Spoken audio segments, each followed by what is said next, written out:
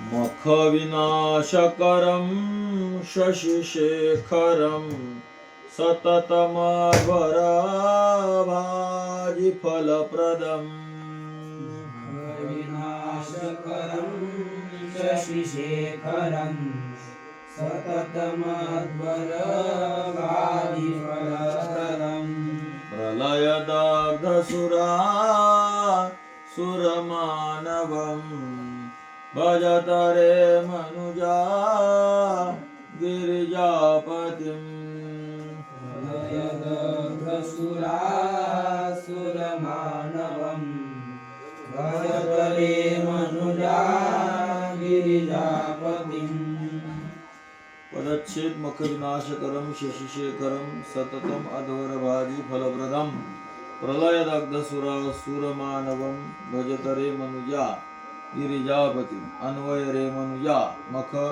विनाशकरम शशिशेखरम अध्वरभाजी सततम फलप्रदम प्रलयदग्ध सुर असुर मानवम गिरिजापतिम भजत। अर्थ रे मनुजा हे माणसा मख विनाशकरम महादेवाला विशेषण लावतात बघा, गिरिजापतींला हे एवढे विशेषण.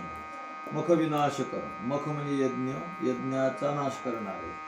म्हणजे कोणाचा यज्ञ नाश केला मग? दक्ष. शशी आणि शेखर म्हणजे मस्तक. शशी आहे ज्यांच्या मस्तकावर, शशी म्हणजे चंद्र.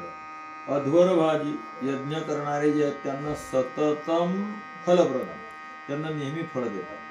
मग आता यज्ञ म्हणजे गड्डा खंदून त्यात वैदिक मंत्राने आहुत्या देणं एवढाच नाही. नामजप यज्ञ तो परम, त्यामुळे नामस्मरण करणाऱ्यालाही फळ देतात असा अर्थ घ्यायचा.